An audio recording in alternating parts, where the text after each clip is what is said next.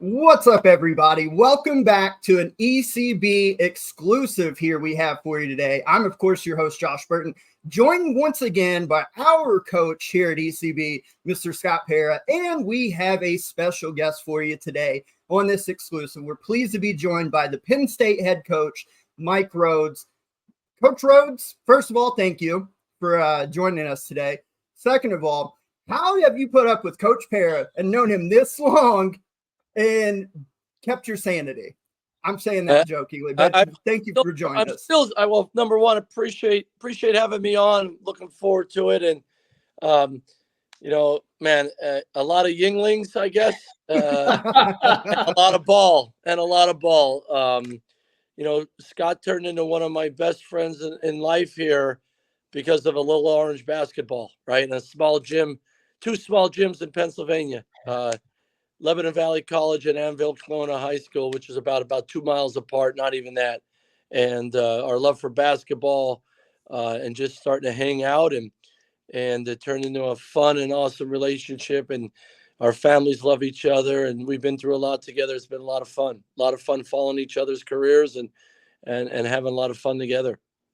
Well, that's amazing. Of course, we have our other host, Trevor Everett. He's on the move right now. He's kind of in and out. Hopefully he can get set here and join in with us. But you talked about that. You talked about that, Coach Rhoades, and I'd kind of like to just start there with you and Coach Pera, your relationship, because Coach Pera gave me the info on how long you guys have known each other. When you stop and think about two kids from Pennsylvania one winning a state title in high school, one winning a national championship at the college level, and to see kind of the growth of where you guys are all these years later, does that ever, just like that little kid in you, ever come out and think, man, what a crazy ride this has been? Oh, all the time. And then it's funny, I become a head coach at Rice, and Scotty jumps in with us, and we're sitting there at times in the office laughing. Really laughing. What the hell are we doing here? But honestly, like, your passion for your sport, you love it. The feelings you have being in the gym, and it happens a lot, right? You run into people that have the same passion as you, the same love for the game of basketball, and it turns into some really cool relationships that are personal relationships because of basketball, like I said. But then it goes a step further, where it's a relationship. Scotty and I have a relationship. I mean, we talk about things that, you talk about your brothers, and when it comes to advice and your families and your kids and all that stuff. And we laugh a lot because it's like, I was at his wedding. I was at his wedding. I would run from Lebanon Valley after workouts, run across town to go to his open gyms, his high school open gyms, as a national champion, All-American basketball player. But it was just about getting in the gym, and then I'd hang out with Coach, different times because of the people we knew around basketball, and turn in a relationship that goes well beyond basketball, and we'll be friends for the rest of our life. It just tells you like how crazy this game is and how awesome it is too. I've always said basketball saved my life. From where I came from, it would have been easy to go down a wrong road, but my love for the game, staying in it. And then in the media side, like even like the relationship, like I mentioned to you off air about Coach Pera and I, like starting to build up bond. And this game's a beautiful game. And when you hear the story of you two like that, coming from Pennsylvania, one at the high school level, one at the college level, and you end up where you've been, it's a beautiful thing. It really is. Coach, I know you've got a million stories. You drove through Anvil and you blinked, you missed his school at my college. It's a really small town, Josh, and that's what makes this even more special to both Mike and I. I mean, I know the memories he has of Lebanon Valley, and like really quick two things. They just had their 30th, right, Mike? The 30th anniversary of his national championship, and then last week he went and took Penn State and played an exhibition game at Lebanon Valley on the campus. That's awesome. So it's really cool of Mike to do those things. But I know how much it means to him. The same thing. So I'm going to see my Enville guys coming up here on November 11th at an event in PA. And I was just texting with all of them, and I can't wait to see all those guys because it's such a unique bond that we have with those groups. But then Mike and I have this unbelievable bond and friendship because of those open gyms where we were, arguing about what score was or who fouled who, and then ended up at the pizza parlor afterwards having a few beers and becoming really close friends. It's just been really cool. And I, I'm obviously and then to spend 3 years together at Rice, those were just, some of the best memories of my life. Very hard job. Very hard job. Joe Carlgard was the AD that hired both of us, and they came after me while I was at VCU with Coach Smart, and I was like, got to a point where I was like the bridesmaid with interviewing at these jobs, and this guy really wanted me. They wanted to do something with Rice basketball. I knew how hard of a job it was, and my wife looked at me with 3 little kids, and we said, "The heck with it! Like, we're going to bet on anybody. We're betting on ourselves." And I believed in what we can do. I believed in knowing how to build a program the right way. And but the most important thing to me all the time building a program is getting your staff. So I remember calling Scott. I said, "You're not going to believe what I'm going to ask you, but don't even give me an answer. Think about it and go from there." And we were on the phone a couple of times, and we just jumped into the deep end head first. And I always say, just like a recruit picking a school, you got to run to it. You can't half step, you can't backpedal, you can't be wishy-washy. You gotta run to it and give it everything you got if you're ever gonna have a chance of success. And we did that. And Coach Pera, JD Byers, Carlin Hartman, we had a blast. And we looked at each other and said we were crazy too, but we weren't going to get outworked. We were going to give our guys unbelievable belief and energy and give them the green light, right, P? Like, that's one thing we said was we're going to play with the green light. And even in that first year, we won 12 games. After the first workout that spring when I took the job, I pretty much looked over at Coach Pera. We were going back to the hotel the second day, and I said, "We might not win a freaking game." That was the truth, right? No, we were worried. That is the truth. But it was one of my favorite years I've ever had coaching. And, I say why it was such a successful year. We just had such unbelievable buy-in with some great kids that wanted, and we had a lot of fun. But our coaching staff, we recruited really hard. We worked the guys out really hard, but we loved them up, and our staff became very close. We were close already, but right, P, it was even closer. But we had a blast. Like, we had so much fun coaching basketball.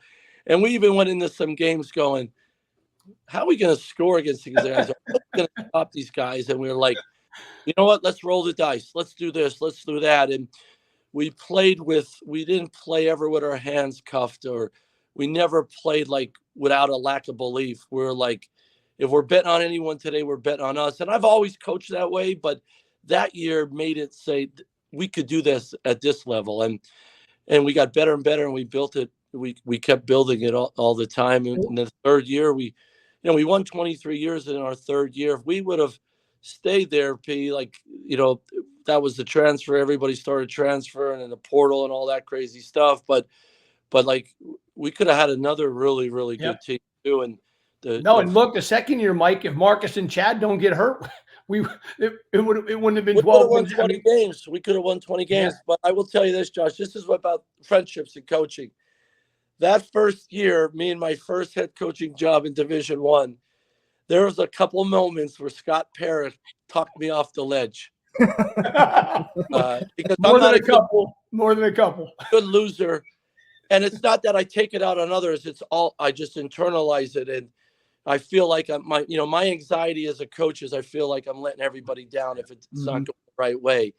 And I had some moments where P, my wife and Coach P had to talk me off the ledge because I was ready to do damage to everything. But Mike and I don't do well with losing, so I know how he is, and I know how competitive he was. Yeah. And I knew what it meant to him, and look, here's the thing too, and he may not admit this, maybe you will, maybe you won't.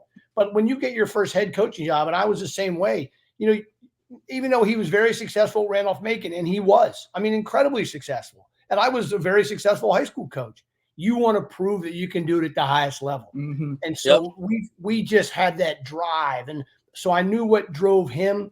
I knew when there was times that we needed to go in and maybe crack a Yingling and talk him off the ledge. And the same thing that, I'd have people do for me, when Mike left and took the job at VCU. So we had that kind of relationship. And even the days we, got really into it, there's guys on the team thought we were serious and we hated each other or mad at each other. 20 minutes after it was over, we were laughing and having a great time because we knew what our friendship was about and how we're built. And the way our staff was with Scotty and Carlin and JD, I would bring him in the office that first year, even the second year after those injuries. I said, all right, this is off the wall, or throw everything on the wall. Let's do something crazy and different. And they're looking at me like, huh? And I said, yeah. I said, and I believe that here at Penn State, very similar. Like, we got to be different. We got to be bold, but why not? And I still say, we're playing with house money. And it was so much fun to coach and busting chops and like, you're crazy. Yeah, let's give it a shot. And our guys were like so into it, like the fun of being different than everybody else. And it was fun. And at a place like Rice, which I loved being there, and it was cool, and Houston was cool, but we knew how hard of a job it was to be successful at a high level, that, hey, screw it, let's do it. Let's give it a shot. And it was a lot of fun about it. And then I was fortunate enough when he left that they gave it to me. So, it worked out for both of us and couldn't be more fortunate. So go ahead. You guys got questions for him. Go ahead. Well, no, I'm just listening to you talk, and like, cause I coached all the way from AAU, middle school, high school myself and all that. And just hearing that, don't be afraid to try stuff. That's exactly how I was. So it's enjoyable to hear two people who coach at the highest level be the same way. And the chip on your shoulder. I think everybody can kind of understand that, like, yeah, we've been successful at this level, but we want to prove ourselves at the highest level, and we're going to do whatever it takes to really kind of shove it back to them. You kind of alluded to it as far as how you brought and why you brought Coach Pera onto your staff with you. The friendship makes sense and all that. But when you leave to go to VCU and you find out that he's taken over, I mean, describe that feeling, knowing that you guys are boys, you're tight, and then that this program that you've been at is now going to be taken over by somebody you're really close to and that was on your staff. Like, I'm sure that's got to be a great feeling, right? It was great. I felt really proud about it because I really felt we did things the right way there. Made it important on campus. Our guys were student athletes. We, as even our families, we were in tune with the community, the campus, other sports on campus. So we weren't just coming in there like, a fastball and just trying to get in there and rip and run it. Like, that wasn't the case.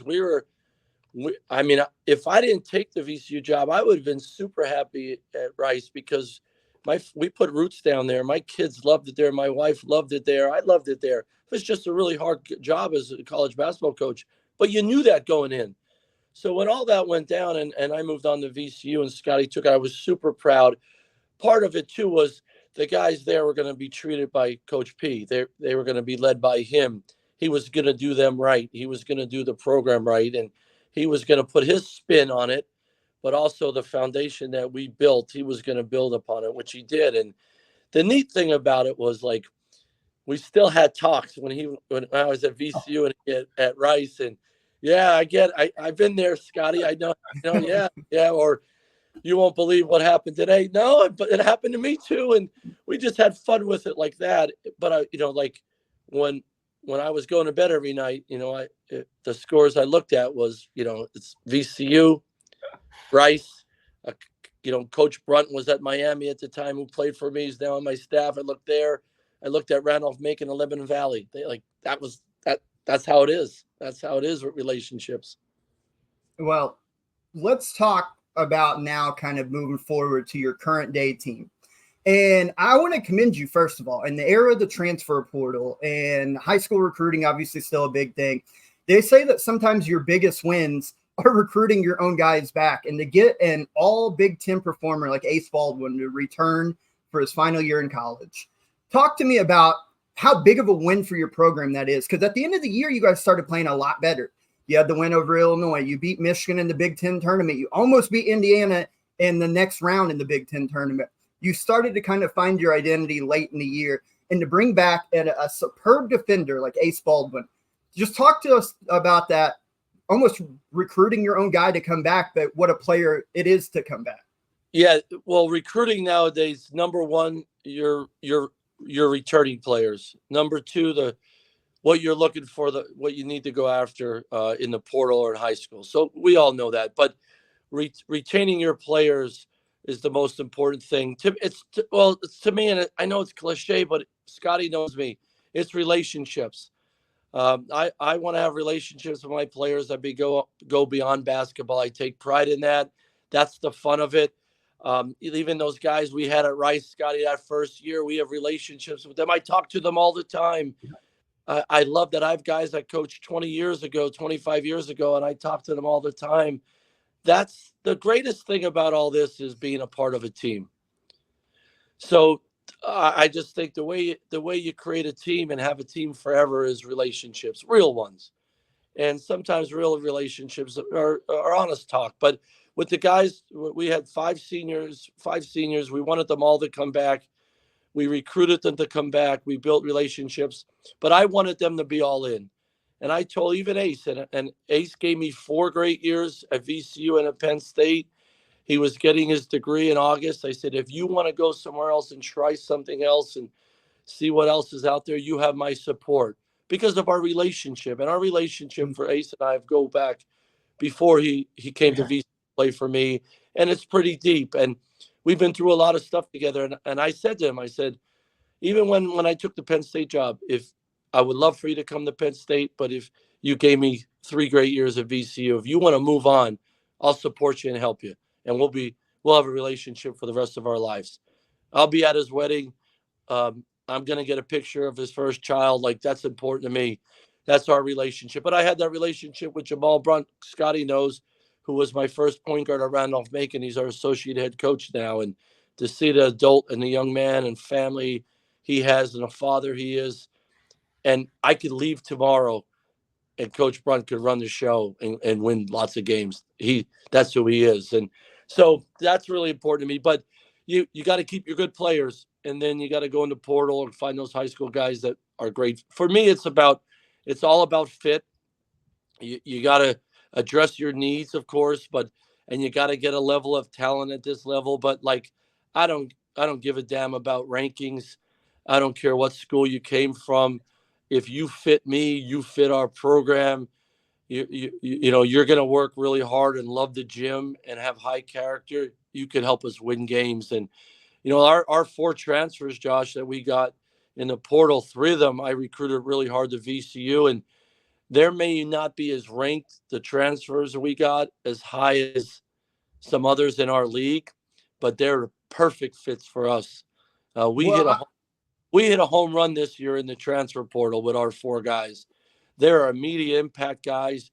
They're talented. They're tough. They're good, and they're unreal kids. And you know, some people said we are, for the Big Ten, we didn't get as high ranking of our portals. Well, watch. I'm stacked. I'm stoked about these guys, and we intentionally went and got transfers that were underclassmen so they could be here and build this foundation. And I love it. I love it. Trevor, you got anything for him? Coach, first of all, thank you for coming on here today. Oh, I'm you in the bet. car. Sorry if can't hear me well. I come from a marriage and family full of Buckeyes. I'm gonna make them watch this podcast. Though, Oh boy! So Right. yeah, I know this is fun for me because, you know, the whole Penn State Ohio State thing. Good luck this weekend. But just wanted to ask you, right? You different levels here. We talked about the Rice and the VCU days, but you're not coaching in the Big Ten. This Power 6 basketball, Power 5 basketball. Talk about how this team is prepared, and you've obviously had a full season in the Big Ten now. Talk about how this team's prepared and what it's like to coach in the Big Ten in a tough league, and having guys, obviously, like you've just mentioned, that are built for it. Yeah, it's awesome. Like, it's, you know, there's no nights off, right? It's Big Ten basketball. Certain schools, certain programs are going to play their style no matter what, home or away. That's just how it is. Izzo does what Izzo does. Painter does what Painter does. Brad at Illinois does what he does. Like, I really love that. What we're going to do, and everywhere that I've been, I think we've overachieved and played teams maybe that people didn't think we matched up with very well. Part of it is our style of play, and part of it is our belief. So we're not playing a best of 7 series against Michigan State. We're playing one 40-minute game on a Wednesday night or a Saturday afternoon. So there's a big difference, right? It's a little different if we were playing a best of 7 at for the first 3 at Purdue. That's not the case. So we got to prepare to be ready to go that night, no matter who it's against, and be us, be the best version of us. And everywhere I've coached, we've taken great pride in being a road team. That's the next step for our program. We went to Rutgers last year. We went to Indiana, huge for our program and building momentum. But to win in big conferences like this, great conferences like this, you gotta have a road show. You got to be able to go on the road and find ways to win on the road. That's really, really important. But I love how our style of play is in the league. It makes teams play different against us. We're not going to be slow and just play methodical quarter court offense or methodical defense and quarter court. I always said it at Rice too.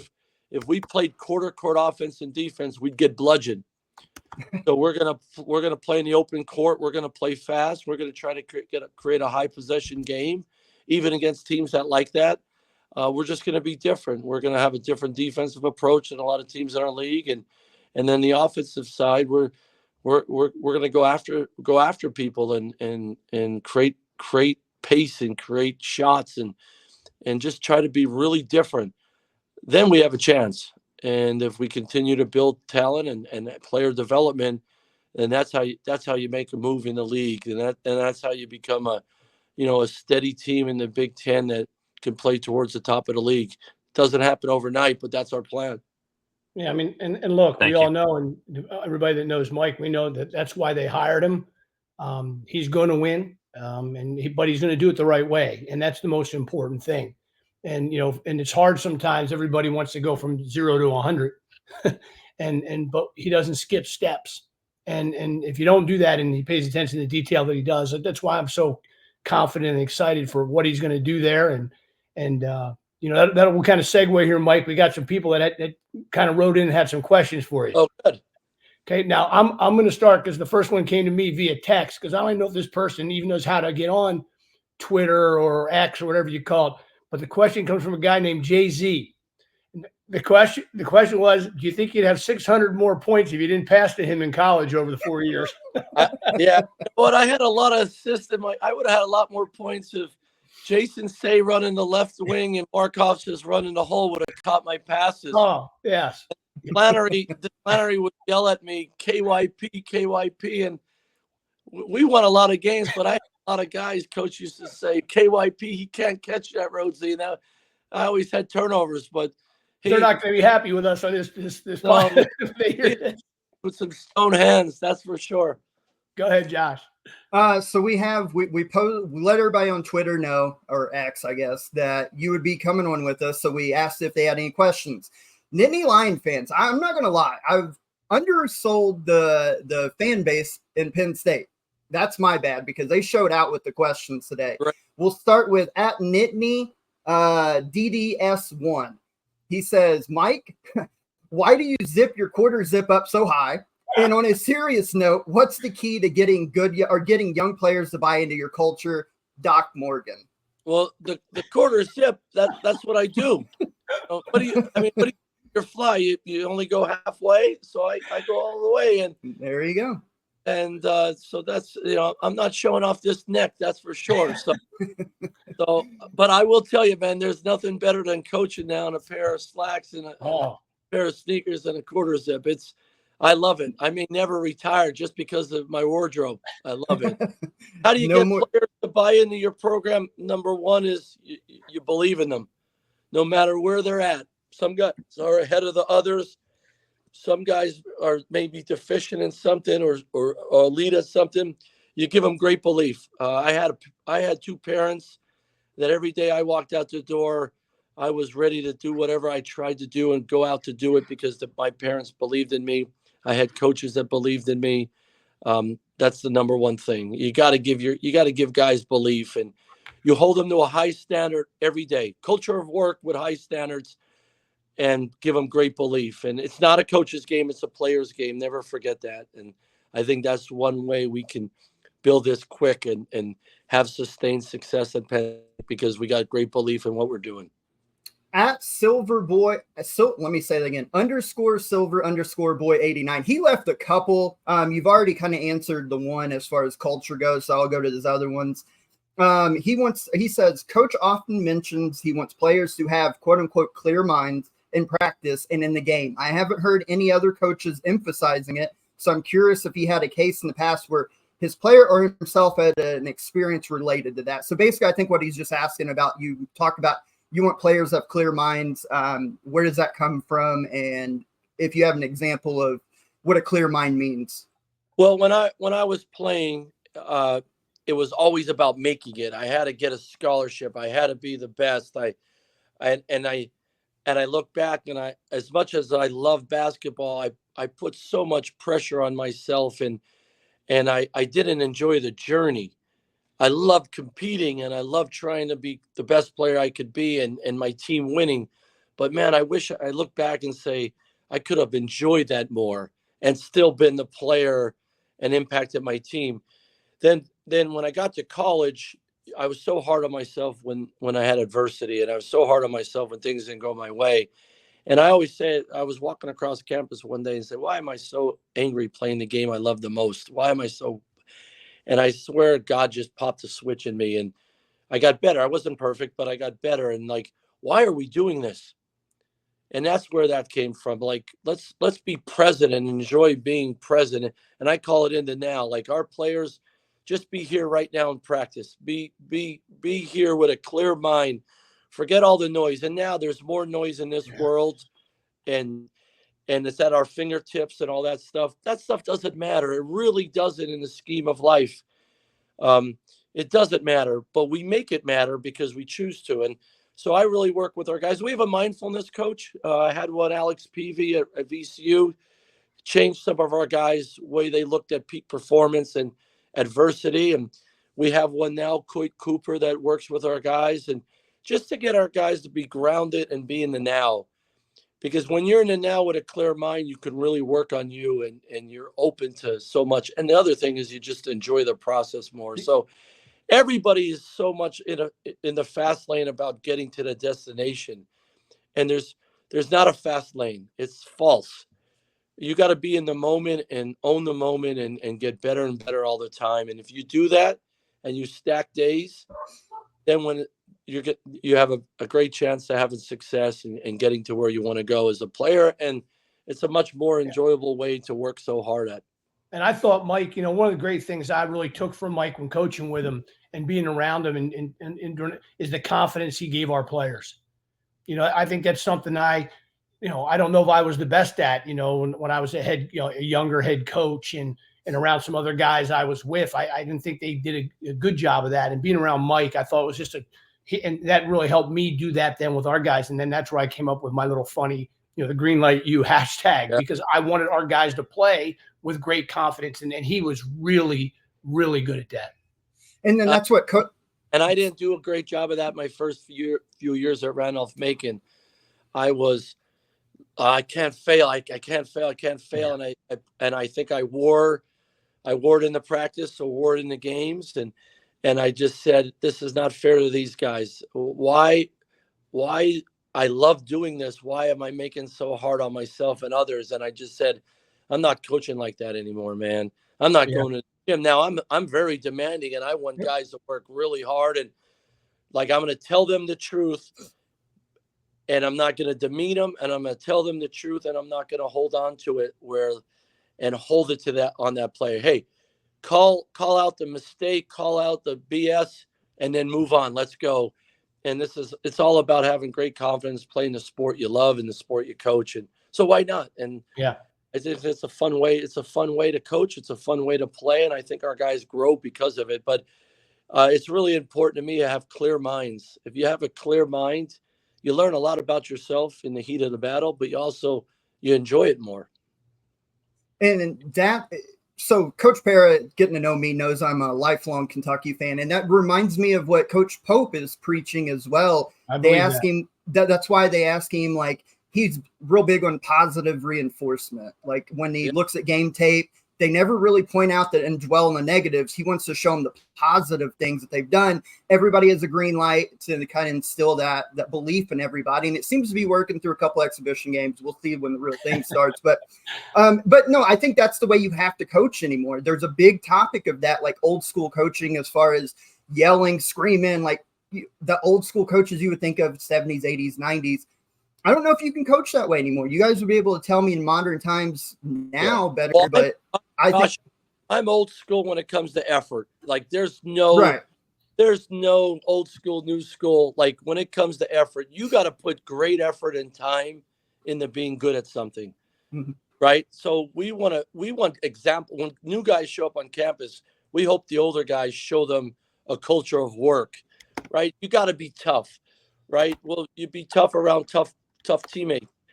And you got to have you have to have a desire to work really hard. So we hope we recruit that, and that's just what we do. I always say that that's just what we do. We play really hard, and we really compete, and we want to be tough.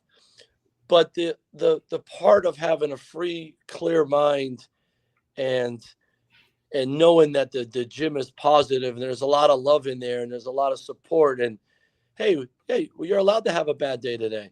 Let's learn from it. That's important. Well, Coach, I know we got to get you out of here and soon. We've got a couple more. I'm going to rapid fire just real quick.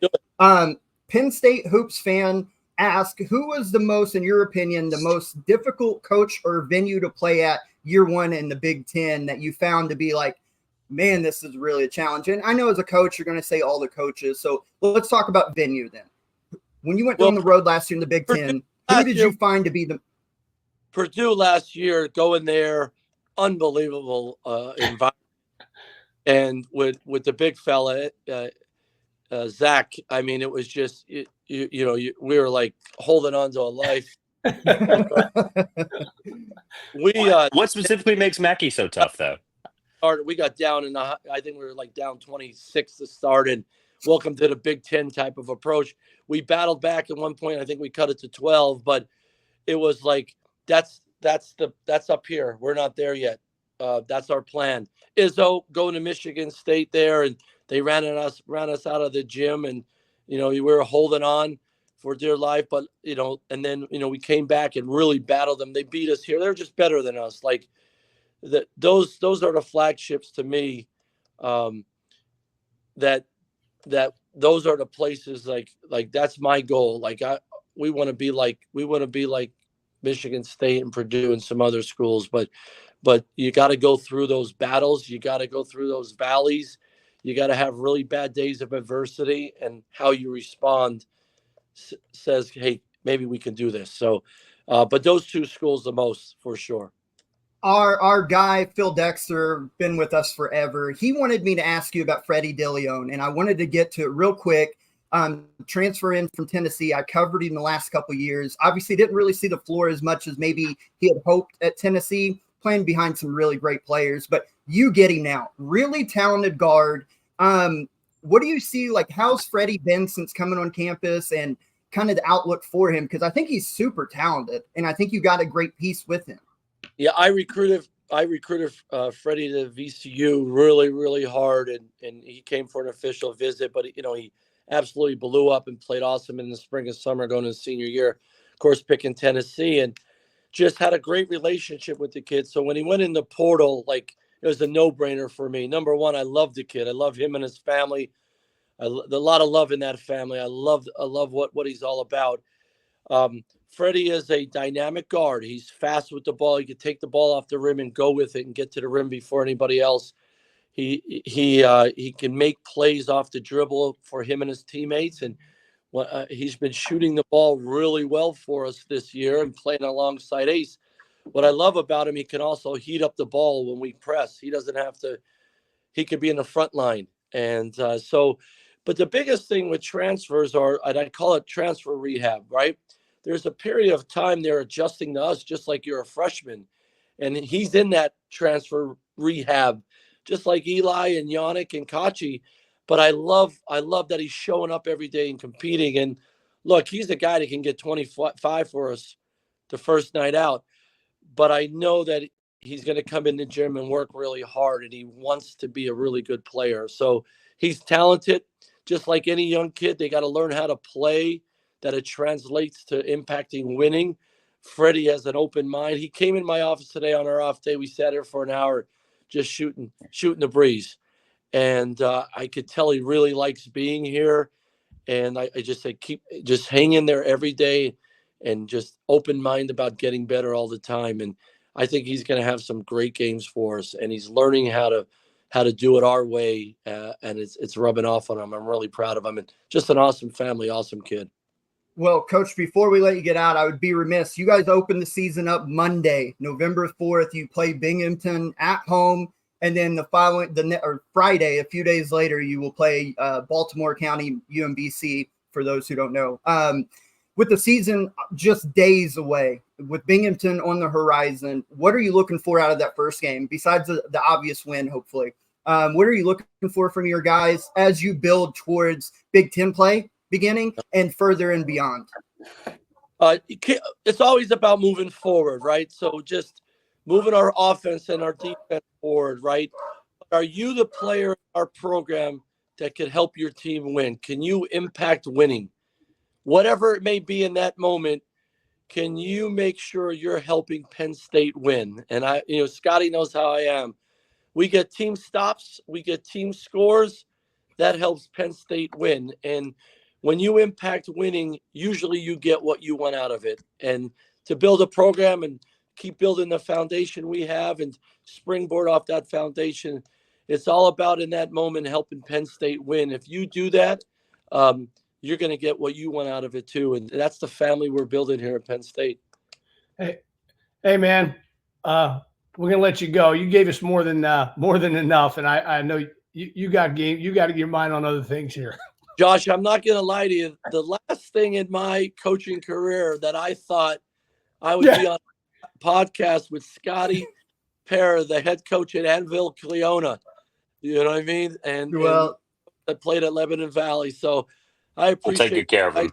I love you, brother. You know that. And anytime I can help you guys, Josh, I appreciate you guys. And Tanner, Trevor, you guys just always, this is about, giving back to the game that we love so much and tell everybody's story. That's what it's all about. And when we can impact the game the right way, we're doing right. And that's the legacy we all could leave. So I appreciate you guys so much. And anytime you need me on there, Pero, I told him that's a 6-pack of Yingling Lager. You just do your job and get some big wins, and we'll have you right back on. That's right. So much. Love you, Mike. We appreciate you. That's Coach Rhoades. Thank you guys for tuning in. Make sure you check out Penn State this upcoming Monday, November 4th, playing Binghamton. For all of us here at ECB, we're out. Peace. Thanks.